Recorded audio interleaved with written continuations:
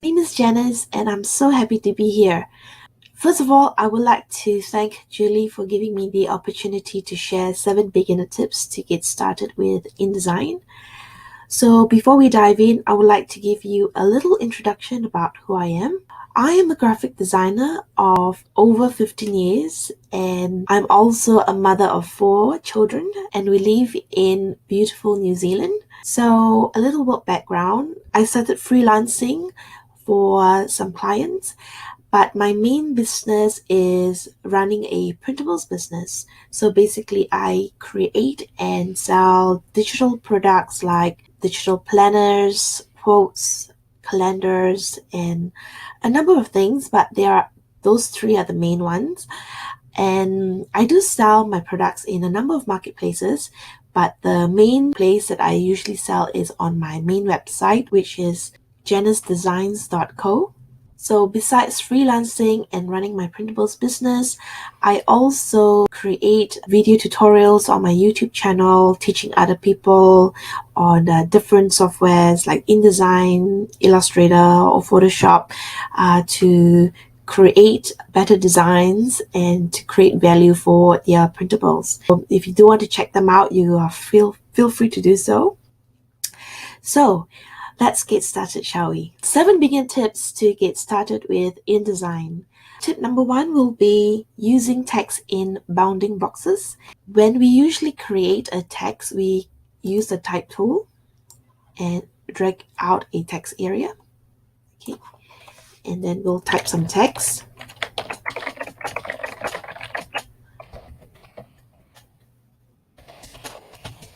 Here are some text for you to read.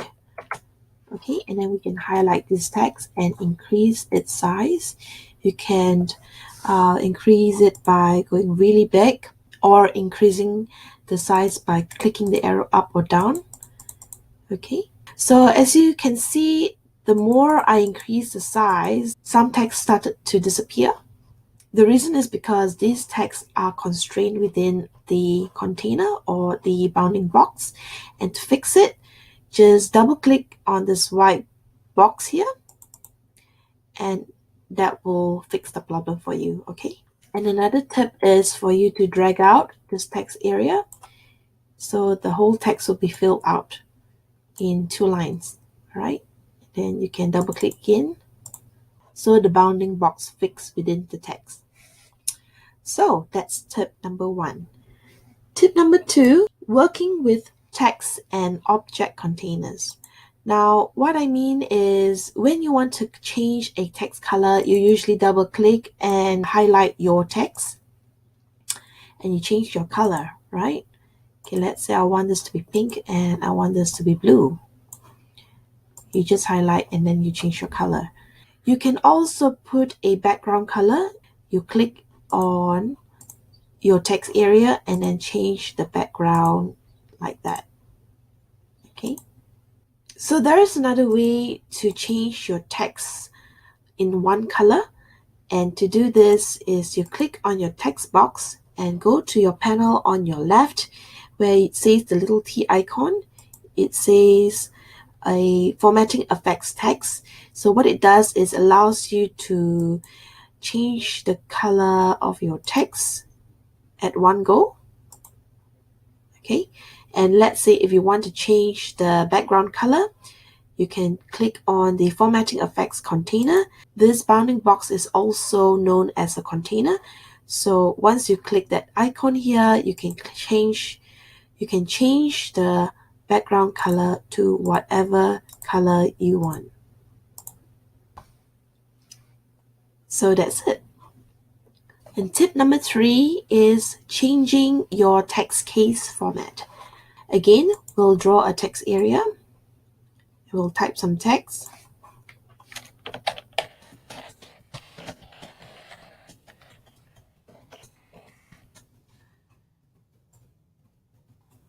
And we'll change the color to black and increase the size to 48. Okay, and then I want to constrain everything. I'll just double click it. Okay, and to duplicate, click on Alt key and then bring it down. can do it one more time. Okay, so what I want to do is I want to change this whole sentence into uppercase. So click on type, change case, uppercase. Okay.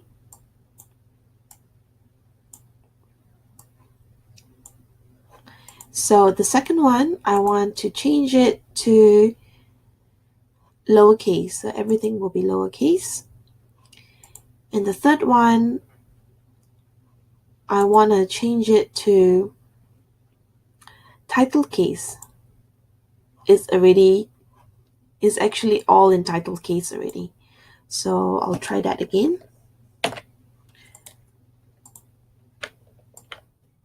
Okay, I want to change this to title case. So I'll go to my type, change case, title case. So you will notice the first letter of each word will be in uppercase letter.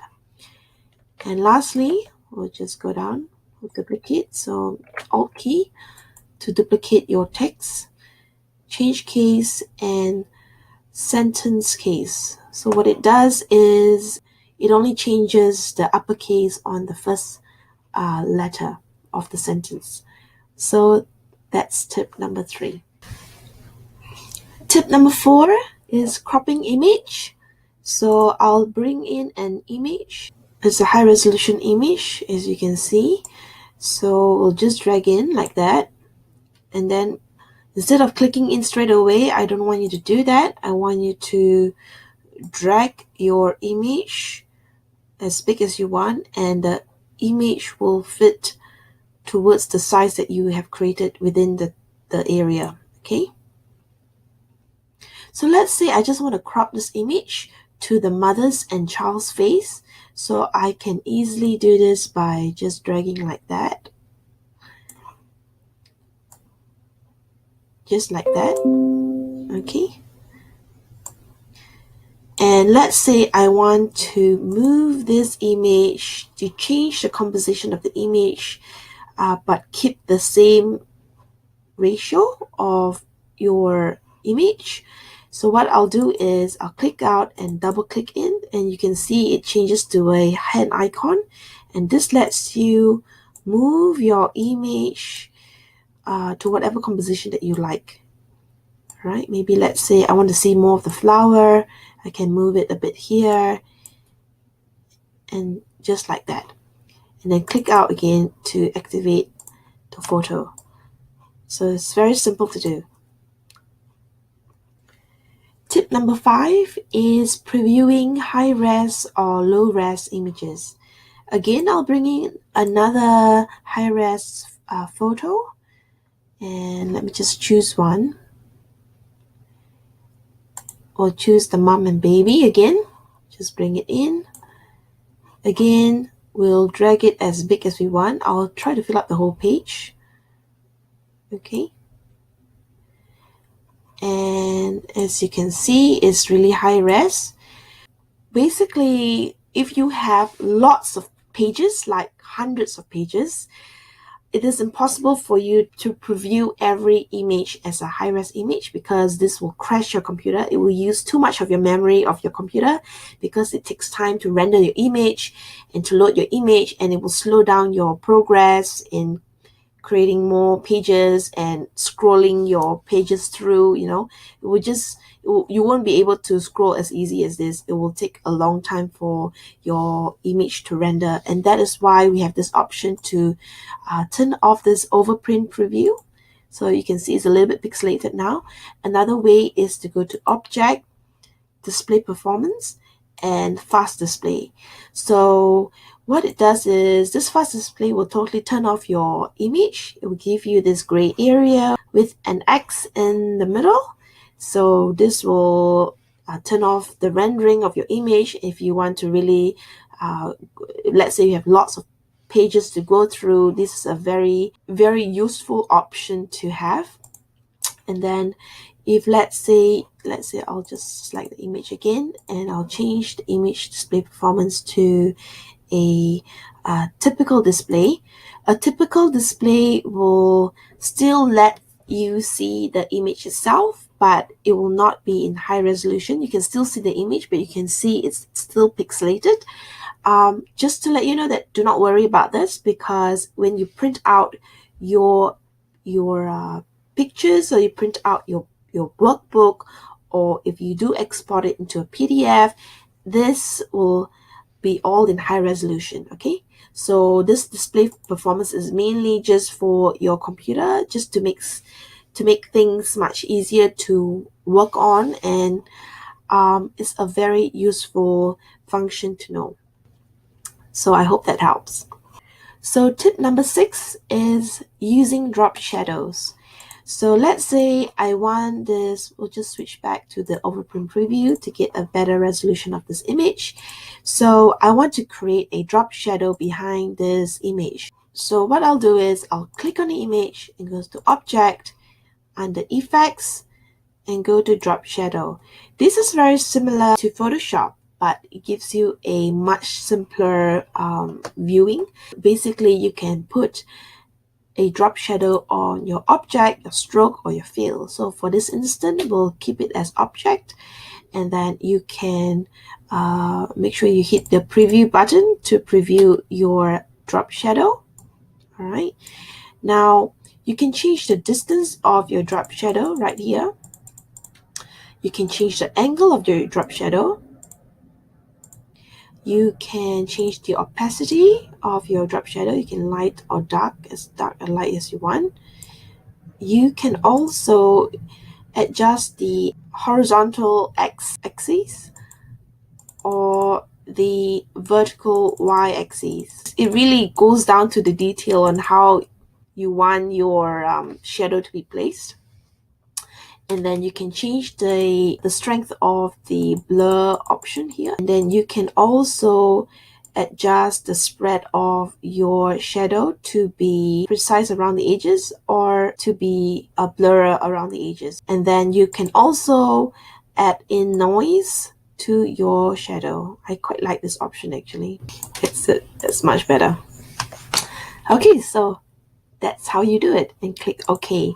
And let's say you want to adjust the shadow at a later time, you can click on the image again, go to Object and Effects and Drop Shadow, and you can adjust the drop shadow again. Okay, so that's it. So last but not least, here's some tip when you create tables. We'll draw a text area again, and then we'll go head over to Table, Insert Table.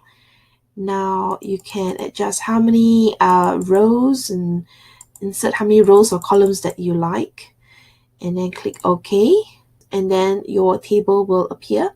And then you select the cells of the table, head over to Table again, and under Cell Options, click Text, and this lets you to format the content of your cells, and you can also define the strokes and fills of your table. You can change the colors. You can change it to pink or blue or whatever that you want. You can change the weight of the lines as well of the table. You can make it thicker or thinner. And then you can change the styles of your table as well. So maybe I like it to be dotted. All right, and so you can basically select different areas as well. If you want to change the format of different areas, you can. And then once you're done, click OK, and there you go. And that's how you adjust the format of your tables. And then you can start clicking in and just tap and type, or you can just arrow down and type as well. Okay, so there you go. I hope you really enjoyed these 7 tips that I have just shared with you. And for those who want to take a step further and learn how to create your first printable in InDesign, I have a mini course which you may be interested in. It just shows you how to create a simple printable in InDesign, and by learning how to create that, you will also learn the basic tools at the same time.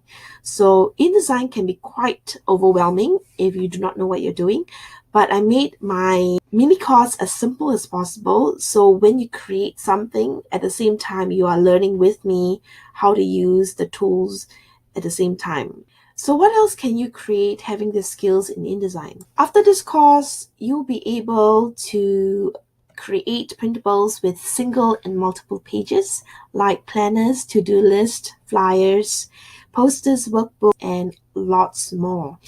Having these skills to learn in InDesign is very invaluable because once you know how to use it, you basically know it for life. Okay, once you have the skills to design, you will know it for life. And this will let you create printables with single and multiple pages, as mentioned before. This will help you gain confidence to tackle your own projects. This will help you stop procrastinating and take action right now. You will also be able to start charging for your design services if you are planning to design for other people using the software. And last but not least, you can start selling your digital products created by using this wonderful software. So enroll right now, and I'll see you next time. Bye now.